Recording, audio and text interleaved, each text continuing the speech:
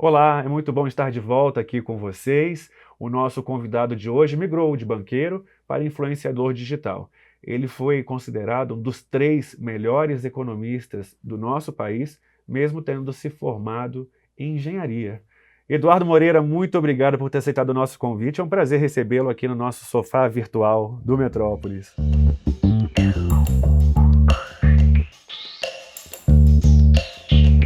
Eu que agradeço, um prazer é grande de estar aqui. Eduardo, vamos começar falando de política. Como você avalia a atual situação que o nosso país tem vivido com a pandemia, com esses números tão terríveis, né, de mais de 500 mil mortos, muitas dessas que poderiam ter sido evitadas, né?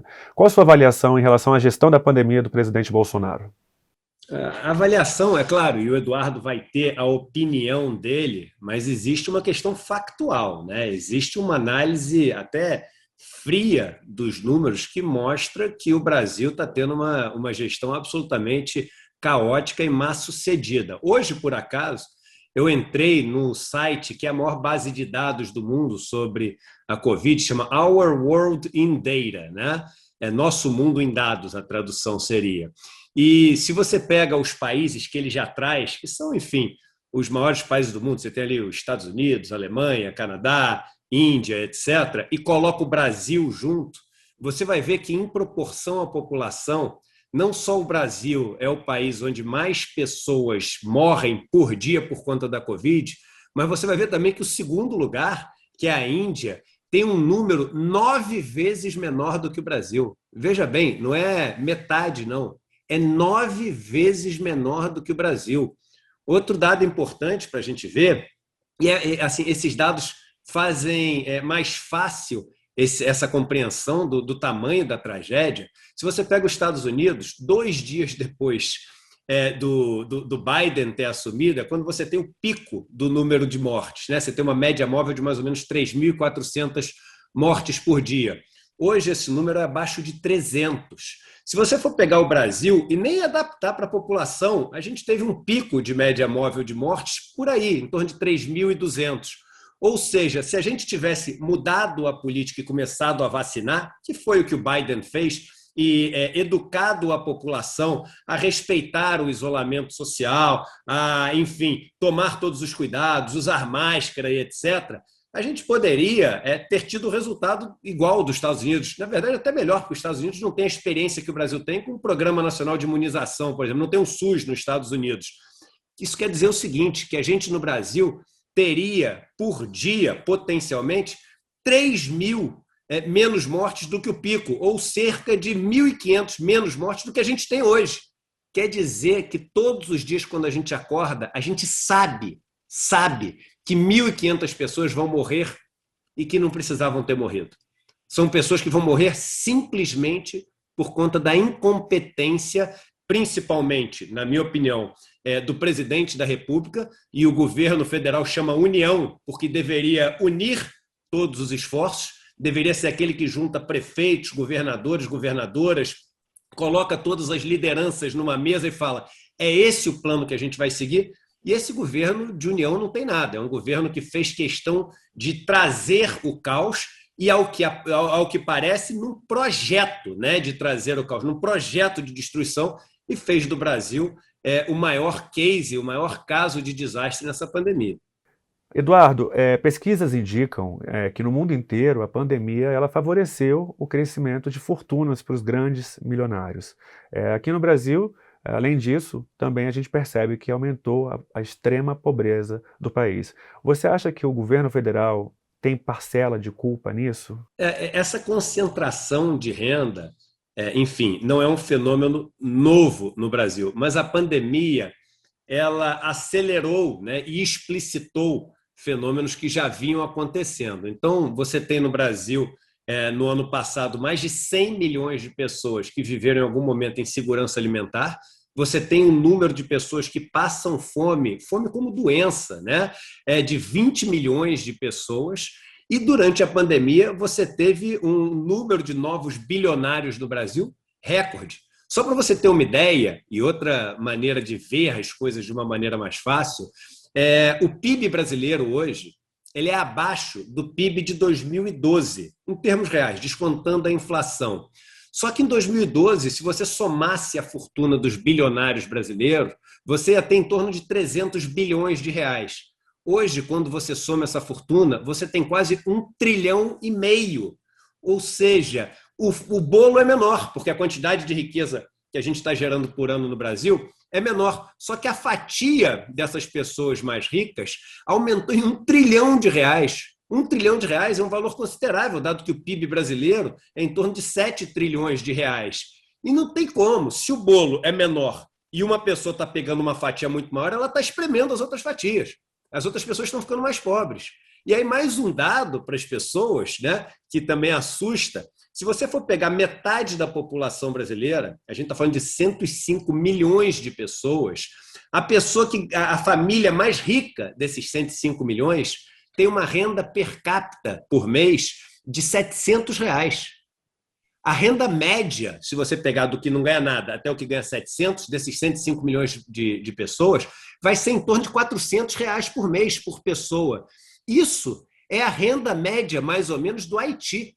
É a renda média, mais ou menos, do Senegal, de Mianmar. Em outras palavras, a gente tem um Haiti maior que a Alemanha dentro do Brasil, hoje em dia. E as pessoas não têm noção disso. As pessoas não têm noção da dimensão dessa pobreza, dessa miséria no Brasil. E a pandemia explicitou isso.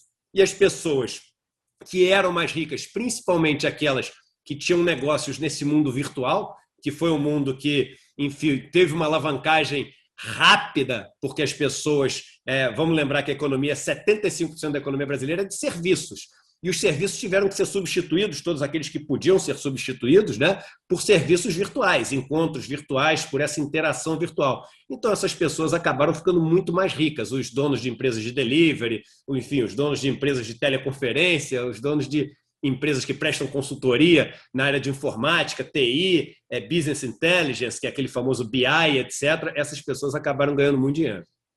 O ministro da Economia, Paulo Guedes, tem sinalizado que vai prorrogar o auxílio emergencial do governo federal aí por mais alguns meses. Qual a sua avaliação em relação ao atual auxílio emergencial do governo? Qual o impacto que ele é, ou melhor, e até mais, qual a avaliação que você faz da gestão do Paulo Guedes na economia do país? A avaliação da gestão do Paulo Guedes é a única que pode ser feita, uma gestão absolutamente desastrosa. No ano passado, o PIB brasileiro caiu 30% em dólares. Se você for pegar as 10 maiores economias do mundo, a segunda que mais caiu foram quase que empatados Índia e Itália, que caíram 10%. O Brasil caiu 3 vezes mais o PIB dele em dólar. A gente fala que caiu 4,5%, mas a gente está falando do resultado do PIB em reais, e o real foi a moeda que mais se desvalorizou no ano passado.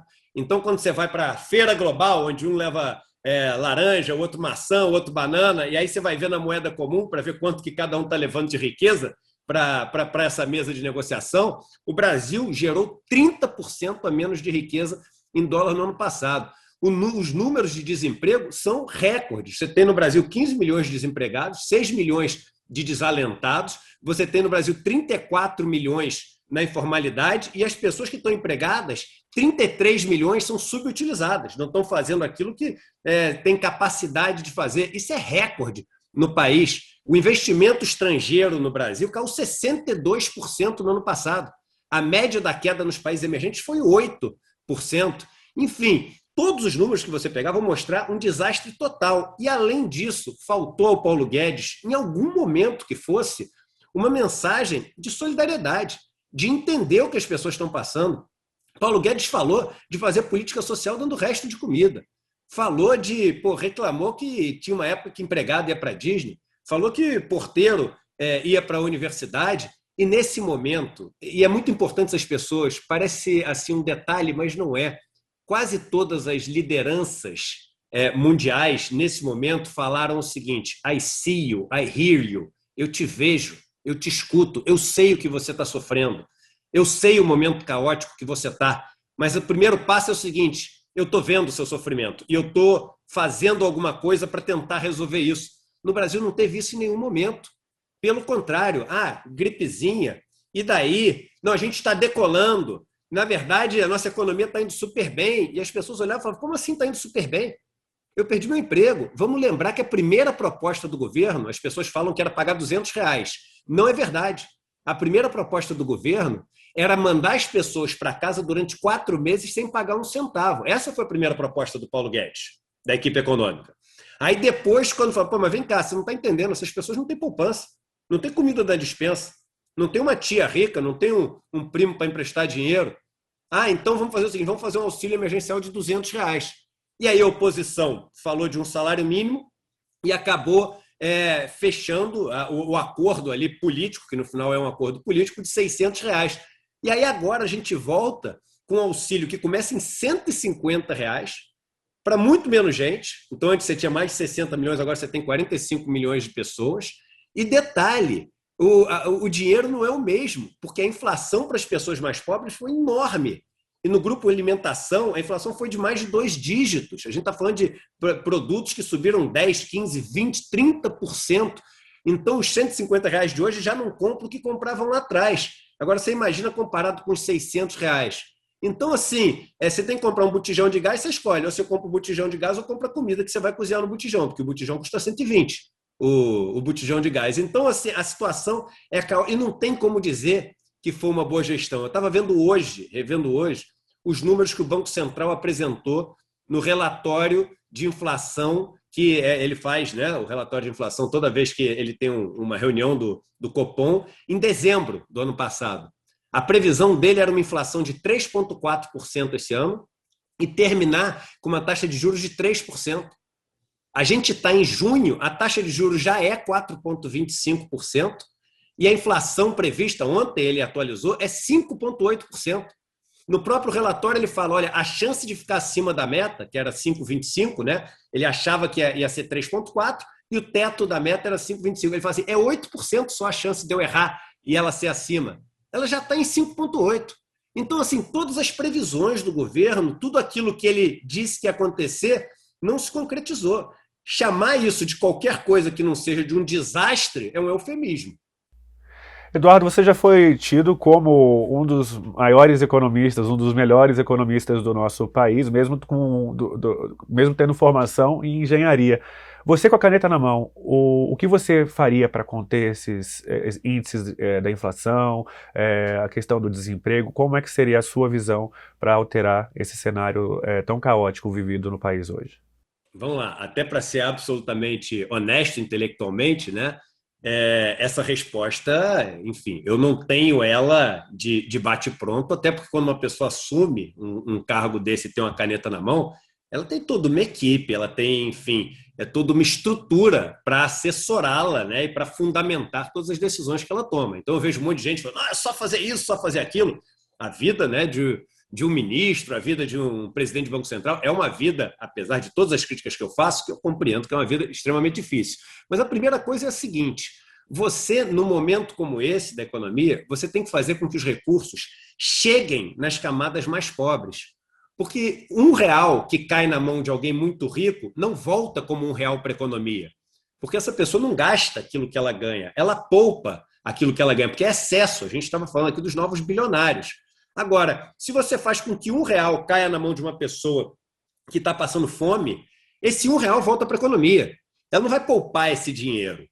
Então é R$ 1 que ela vai comprar carne, o dono do mercado vai ligar para o armazém, vai pedir mais carne para repor o estoque dele, o dono do armazém vai contratar o caminhão vai ter que ter o motorista vai parar no posto, o posto vai ter que ter um frentista. Então, é o que a gente chama do multiplicador que existe por trás daquele gasto do governo. Se você for pegar o multiplicador, por exemplo, dos juros da dívida pública, é 0,7, ou seja, cada R$ 1 pago em juros da dívida freiam a economia, que não é um dinheiro que volta para a economia. Agora, cada R$ 1 pago, por exemplo, para o BPC, né, que é para as pessoas que vivem em condição de miserabilidade, volta como quase R$ 1,5 em termos de atividade econômica. É como uma planta. Imagina uma planta, você vai regar a planta na folha. Pouca água vai cair na raiz. Agora, se você rega na raiz, toda a água vai ser absorvida e um pedaço chega até nas folhas, né? Então, você tem que começar regando pela raiz.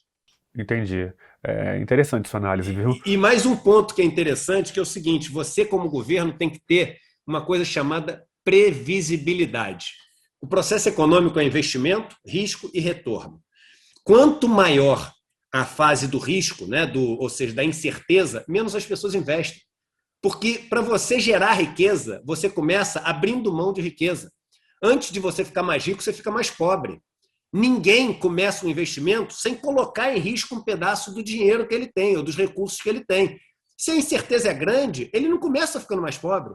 O Keynes falava o seguinte: você pode levar o cavalo até a poça d'água, mas você não pode obrigar ele a beber. Então, por mais que você baixe a taxa de juros até zero, se você tiver incerteza na economia, ninguém vai investir, porque quando você perde, não é que o pior cenário é zero. O pior cenário é você perder 100% do seu dinheiro.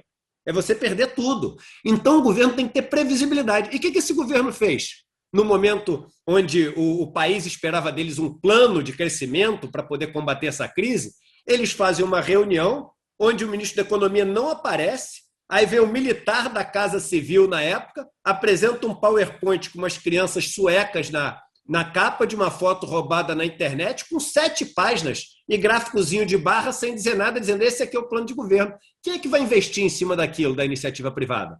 Quem é que confia? Se você tem uma fábrica de cimento, uma fábrica de vergalhão, se você tem uma fábrica que presta serviço na área de informática, você vai contratar gente achando que o país vai começar a crescer e você vai precisar fornecer aquilo que vai ser demandado? Ou você vai mandar a gente embora falando o seguinte: olha, eu não tenho a menor ideia do que vai acontecer e é melhor eu garantir meu dinheiro bem guardado agora? Foi isso que aconteceu no passado. Um recorde da poupança dos brasileiros no auge da crise. Ou seja, ninguém gastou nada com medo do que ia acontecer. E aí a economia trava, a economia para. O mercado, como é chamado, né, os grandes grupos de economia nacionais, eles sinalizaram apoio para o presidente Bolsonaro. Você acredita que esse apoio ainda exista? Que esses grupos vão ficar realmente ao lado do Bolsonaro nessa possível reeleição, Eduardo?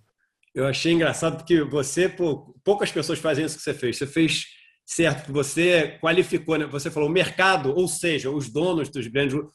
Mercado é o seguinte: mercado não é ninguém, mercado é um ambiente de negócios, né? Eu acho engraçado quando sai na imprensa assim: o mercado ficou nervoso, o mercado precisa ser acalmado. Um ambiente de negócios não tem que ser nada, ele é um ambiente, ele é uma plataforma, ele é um lugar onde as pessoas compram e vendem, né? E eu costumo falar que o mercado é como se fosse um termômetro. Se a economia vai bem, o mercado ele vai ser saudável e os preços vão até subir, né? As coisas vão ser valorizadas, que é o que a gente chama. Veja que quando, por exemplo, o presidente Lula, que não é uma pessoa benquista e bem vista pelos donos, né, dos bancos, corretoras e grandes grupos financeiros brasileiros, é o petista, comunista, etc. Quando ele assumiu em 2002, o mercado, aí já colocando entre aspas, era todo o contrário. De 2002 a 2008, a Bolsa Brasileira subiu 19 vezes em dólar. Então, independente das pessoas gostarem ou não gostarem, se a economia for bem, o que acontece? A Bolsa vai subir, que muita gente põe como sinônimo de mercado a Bolsa, o que não é também. E a Bolsa pode subir com a economia não indo tão bem. Mas a sua pergunta é do apoio. E a verdade é a seguinte: o mercado é igual o Centrão.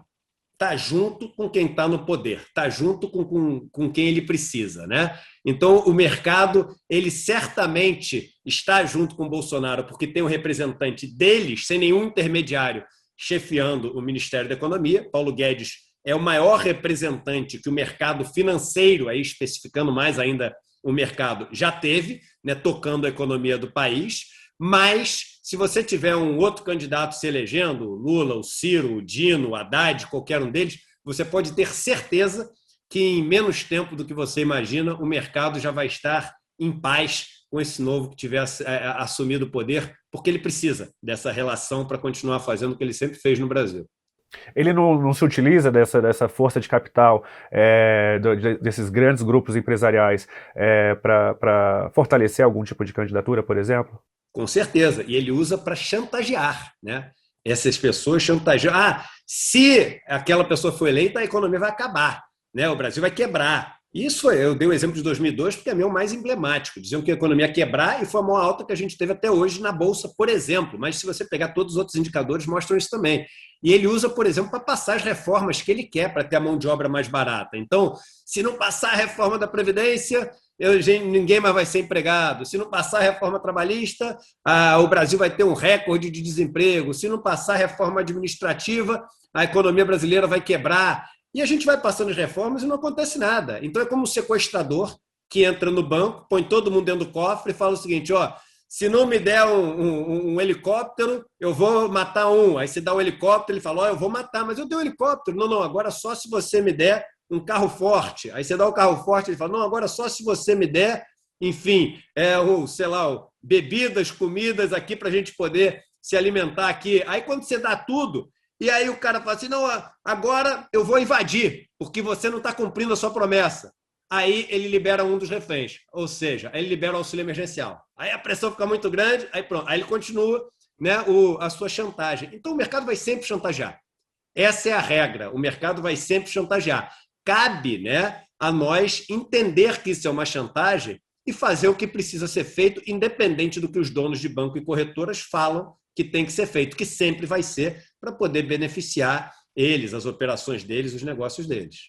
Recentemente, a ministra Flávia Arruda disse, inclusive em entrevista aqui no Metrópolis, que o governo vai ampliar o Bolsa Família, né? Diferentemente, paralelamente ao auxílio emergencial, vai ampliar também o Bolsa Família, que, inclusive, antes das eleições, os apoiadores do presidente Bolsonaro criticavam bastante esse programa, né? Qual é a sua avaliação em relação a essa decisão? Isso também pode ter um impacto positivo na economia ou isso também faz parte dessa chantagem colocada anteriormente? Bem, em primeiro lugar, é claro que isso vem agora para o debate e provavelmente vai ser implementado, se for no ano que vem, ano de 2022, o ano eleitoral.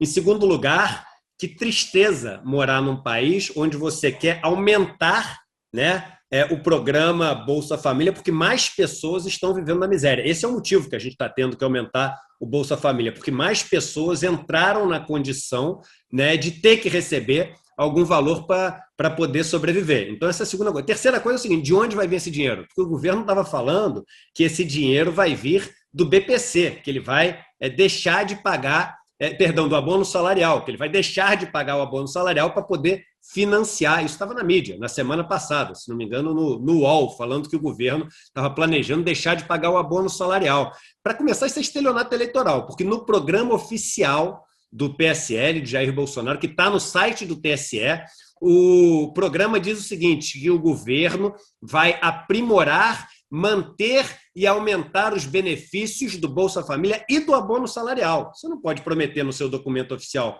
que vai aumentar o benefício de um negócio e depois que você é eleito, você excluir o abono salarial. Então, tirar de quem ganha até 2 salários mínimos para pagar para quem, enfim, não tem nada para sobreviver e deixar os bilionários intocáveis, para mim isso é uma falta total de sensibilidade, de humanidade e de compreensão da solução que o país precisa. Então, essa história de aumentar o Bolsa Família, além de eleitoral, ela pode ser, enfim, extremamente perversa, dependendo de onde o governo vai tirar dinheiro para fazer esse pagamento, né? É inevitável comentar, Eduardo, sobre os episódios recentes aí da CPI da Covid, que passou a investigar uma denúncia feita por um deputado bolsonarista, que é o Luiz Miranda, de que haveria um esquema, um possível esquema de corrupção na compra da Covaxin dentro do Ministério da Saúde. Você acompanhou essa situação do deputado Luiz Miranda? Você acha que isso vai ter algum tipo de impacto político ao governo do presidente Jair Bolsonaro? Eu não sou um advogado, né? Mas tenho bons amigos que são grandes advogados. E esses grandes amigos dizem que não faltam crimes de responsabilidade. A gente não está falando de 2 ou 3, a gente está falando de dezenas de crimes de responsabilidade previstos na lei que Bolsonaro já cometeu e que seriam motivos para um processo de impeachment. Não é à toa que você tem, enfim, mais de 100 processos de impeachment que já foram enviados e agora, nessa semana, está sendo elaborado talvez o pedido mais contundente, né, que está sendo organizado por vários partidos de oposição e vários até deputados e deputadas que são do centro, do chamado centro democrático, relacionando ali vários crimes que Bolsonaro teria cometido. Esse último episódio, ele vem numa sequência de eventos. Você tem uma manifestação nas ruas que foi maior do que a primeira, que já deixou Bolsonaro, enfim, incomodado. A gente viu isso pela forma como ele tratou uma colega de vocês da imprensa poucos dias depois, de uma maneira absolutamente covarde, mostrando um destempero total. E aí você tem uma denúncia seríssima e os prints, né, as capturas de tela do celular do deputado, elas são impressionantes, porque ele fala a seguinte frase, ele fala que tem testemunhas e provas. Isso é muito sério. Um deputado falar que tem testemunhas e provas, eu acho que até legalmente ele pode ser arguído, ele pode ser inquirido, porque você falar que tem testemunhas e provas, né, isso é uma coisa muito séria. E aí você tem um caso de uma vacina que foi aquela onde aceitou-se pagar, acabaram não pagando, né, porque não chegaram até a concretização do negócio, mas aceitou-se pagar o maior de todos os valores, no tempo mais curto, e de uma vacina que não era mainstream, não era uma vacina das principais, que são utilizadas no mundo inteiro, ou seja, não existe nenhum motivo que justifique isso que foi feito. E vamos lá, a gente está falando de 10 vezes o preço que tinha sido indicado, segundo dizem nos telegramas. Mesmo que você tenha o preço de envio, a logística toda, vamos supor que seja o dobro. 1 bilhão e 600 milhões de reais. Gente, a gente está falando de 800 milhões de reais, se for o dobro, o superfaturamento, suposto superfaturamento, de 800 milhões de reais. Isso não é crime de, enfim, migalha, não. A gente está falando de, potencialmente, um valor de corrupção absolutamente gigante. E eu acho que Bolsonaro deu demonstrações claras de que ficou nervoso. Agora, vale destacar a fala absolutamente desqualificada e baixa do ministro Onyx ontem, onde ele diz que sim, o governo vai investigar o servidor, que a Polícia Federal tem que investigar o servidor. E aí a pergunta que a gente tinha que fazer para o ministro Onyx é o seguinte: vem cá, se alguém pegar ou testemunhar ou tiver, enfim, uma suspeita de uma corrupção, de um ato de corrupção grande no governo Bolsonaro, deve fazer o quê? Porque o irmão dele mandou os e-mails para o assessor da presidência, né? O irmão dele tem ali tudo registrado e falou: poxa, olha só, eu acho que é uma corrupção enorme, olha o que esses bandidos, acho que ele usa a palavra bandidos, se não me engano, o que esses bandidos estão fazendo. E aí, você já viu, ele fica insistindo. Ou seja, não vale o Onyx falar que tem que denunciar, porque ele denunciou.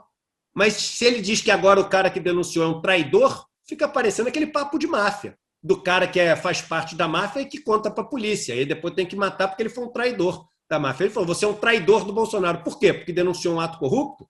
Então, quem é um traidor porque denunciou um ato corrupto, significa que aquele que foi traído é o quê? Aí eu acho que as pessoas podem responder, né? Eduardo, o Brasil, talvez nos momentos mais fortes assim, de polarização, a gente tem vivido atualmente. Lula, de um lado, com aqueles 30% que são fiéis a ele, Bolsonaro com esse, mais ou menos esse valor aproximado. Ao mesmo tempo, o centro não consegue legitimar um candidato que realmente agregue boa parte dessa fatia que está de fora dessa polarização. Qual a sua avaliação? O centro vai conseguir ter um nome que seja... A gente sabe que tem nomes cogitados como Ciro Gomes, como o João Dória, que está ali navegando nessa fatia ideológica, mas eu digo um nome que realmente agregue mais do que separe. Eu acho que, enfim, tudo é possível. Vamos lembrar em 2018, se você fosse pegar 8 meses antes das eleições, acho que ninguém cravaria que Bolsonaro ia ser o presidente eleito, né? Então, em vários países do mundo, a gente teve fenômenos assim, onde nos meses anteriores a um processo desse, alguma candidatura acabou ganhando muita força por causa de algum motivo, enfim, que as pessoas não esperavam. Até no Brasil, por exemplo, a facada do Bolsonaro fez toda a diferença. Então, tudo pode acontecer. Você falou de Lula e Bolsonaro, tem acontecido uma coisa que é relevante em termos eleitorais ao longo dos últimos meses, né? O antibolsonarismo tem se consolidado, ou seja, se você olha todas as pesquisas, as intenções de voto para Bolsonaro no primeiro e no segundo turno são muito parecidas. Ou seja, quem não vota em Bolsonaro não quer ver Bolsonaro pintado de cor nenhuma, não aguenta Bolsonaro e é capaz de votar em qualquer pessoa, até no Lula. O cara vai votar no Lula e vai falar assim: nossa senhora, eu não vou nem dormir hoje de raiva do meu dedo de ter apertado aquele número, mas em Bolsonaro eu não voto. Enquanto isso, o antipetismo diminuiu, porque tudo tem um pico e depois arrefece. Existem curvas, né, de intenção em qualquer coisa. Então, esse movimento de diminuição do antipetismo e de consolidação do antibolsonarismo, se continuar, vai dificultar muito a situação para Bolsonaro. Eu acho que nesse centro a gente tem um monte de nome, até nomes que ainda podem surgir, né? Ou mais para centro-esquerda, como, por exemplo, o Dino. Né? O Dino tirou o time de campo, né? Era um nome que todo mundo ventilava, agora se filiou ao PSB. Eu acho uma figura incrível, eu sou super admirador do trabalho que ele faz no Maranhão. E você tem nomes da centro-direita que também tiraram muito pé e começam a colocar de novo. O Dória tinha saído dessa discussão e agora começa a voltar muito forte, porque ele começa a ver os efeitos que ele está tendo por conta de ter conseguido vacinar a população, está vendo, enfim, todos esses escândalos envolvendo o Bolsonaro. Então, acho que muita coisa ainda vai acontecer. O mais provável hoje, e até diria o muito mais provável, é que a gente tenha uma disputa Lula e Bolsonaro. E hoje, Lula é muito mais favorito pela consolidação do antibolsonarismo e pela diminuição do antipetismo. Mas a gente não pode esquecer que Bolsonaro tem a máquina na mão e vai ter Bolsas Famílias, enfim, e vários artifícios aí para tentar ganhar popularidade de novo. Você não acha, Eduardo, que com a campanha de vacinação, segundo o próprio ministro Queiroga, diz que até o final do ano pretende imunizar toda a população. Isso não pode ser também uma arma do Bolsonaro, sem fazer trocadilho, para a campanha eleitoral do ano que vem? Eu acho que não uma arma dele dizer que eu vacinei mais rápido, porque se ele falar isso, enfim, vai ser muito fácil de desmentir, porque o Brasil, os números do Brasil são muito piores do que o resto do mundo. Mas o que eu acho que tem sentido nessa sua afirmação é que quando as pessoas estiverem vacinadas, naturalmente a atividade econômica ela volta, né, a ganhar um certo vigor, independente da competência ou da incompetência de quem está no comando da economia. E quando ela volta a ganhar algum vigor, isso sempre é bom para quem está no poder. Então, quando a atividade econômica melhora, e vamos lembrar que a gente está comparando com uma base muito deprimida, ou seja, se uma coisa cai de 10 para 2, caiu 80%, se sobe de 2 para 4, subiu 100%. Ainda está 60% abaixo do começo, mas a manchete é que subiu 100%. Então, a gente vai comparar com uma base muito ruim, e você está certo. Agora, apesar disso, a gente vai ter muita dificuldade no campo econômico, porque o Brasil passou a ser visto como um pária no mundo. Então, para fechar acordos internacionais vai ser muito difícil, os países estão internalizando boa parte das suas cadeias de suprimento para se defender de situações como essa. Você tem que o Brasil está com um problema de capacidade de investimento público, até ganhou um pouco agora por causa da inflação, né, que no teto dos gastos é reajustado pela inflação, então sobrou alguma coisa para o governo investir, mas mesmo assim o Estado não está disposto a investir. Então, assim, vai ser difícil. Bolsonaro tem a seu favor que volta a atividade econômica quando a vacinação anda, mas a vida dele não vai ser fácil, não. Agora, a gente está chegando na reta final, Eduardo, da nossa conversa, e aí eu queria te fazer uma pergunta. Você, dentro que era desse na cenário... reta final de Bolsonaro, eu já estava até feliz aqui. Nessa reta final agora da entrevista, eu queria te perguntar, nesse cenário político que você tem visto surgir aí no país, você se incluiria nele? Você seria um candidato, por exemplo, a uma disputa majoritária como presidente, como vice, ou você entraria oficialmente nesse espaço onde você analisa e comenta tanto? Você sabe que eu recebo muito essa pergunta e, assim, eu acredito muito em momentos que a vida te chama para alguma coisa, né? A vocação, né? Ou seja, a palavra vocação vem do latim vocare, que quer dizer chamado. E hoje eu não sinto esse chamado. Eu sinto hoje em dia o chamado de seguir essas minhas viagens que eu tenho feito ao longo dos últimos anos, morando, enfim, em comunidades quilombolas, acampamentos rurais, aldeias indígenas, para conhecer e morar junto, né, com esses irmãos e irmãs que vivem a miséria do país, a pobreza do país, e conseguir entender para poder unir com aquilo que, inevitavelmente, eu aprendi com 20 anos de mercado financeiro, ou seja, do lado de quem oprime, né, tentar usar isso, enfim, de alguma maneira positiva, já que eu passei 20 anos naquele lado que hoje eu vejo como o lado perverso dessa nossa desigualdade, que eu pelo menos possa usar isso para juntar com o conhecimento dessas pessoas que sofrem no Brasil e poder dar uma contribuição na discussão, no diálogo, no debate. Se em algum momento eu sentir esse chamado, eu acho que isso pode acontecer. Eu não fecho as portas para isso acontecer um dia, não. Agora, hoje, minha missão é conhecer essa realidade do Brasil para poder até ser mais fundamentado, né, nas minhas opiniões, e me dedicar ao projeto que eu comecei há um tempo atrás com o Gessé Souza, que chama-se Instituto Conhecimento Liberta, que é um projeto que tenta levar a educação para todo mundo no Brasil. Hoje a gente tem 60 cursos já, 10 mil bolsistas integrais, pessoas que não pagam nem um centavo para estudar Excel, inglês, espanhol, francês, psicanálise, história, música, tudo isso. E eu acho que a educação ela é um pilar muito importante para a gente mudar a nossa realidade, democratizar a educação. Não acho que é o único, tá? Diferente até de muita gente do campo progressista que fala, poxa, a gente só precisa de educação. Eu acho que não. Educação sem acesso ao capital é você formar escravos mais bem treinados. Mas educação certamente é um dos pilares. O outro é a redistribuição de riqueza. Aí a gente pode sonhar em ter um país melhor. Você comentou em relação à sua convivência com aldeias indígenas, com comunidades quilombolas. Você acha que a queda do ministro do Meio Ambiente, Ricardo Salles, é uma vitória, representa uma vitória para essas comunidades? Eu acho que, enfim, uma queda de Ricardo Salles é claro que é uma vitória, mas o problema é que você tem, substituindo o Ricardo Salles, um novo ministro que tem a mesma mentalidade de Salles, que sempre apoiou o que Salles vinha fazendo, que vem de uma família que tem conflitos, por acaso, com uma aldeia indígena aqui em São Paulo. Aliás, as aldeias que vivem no entorno de São Paulo estão entre as que mais carecem de serviços e de dignidade, né, que vivem uma situação muito grande de pobreza, e é uma família onde está na briga que existe pelo território. Estão depoimentos dizendo que capatazes foram utilizados, casas foram...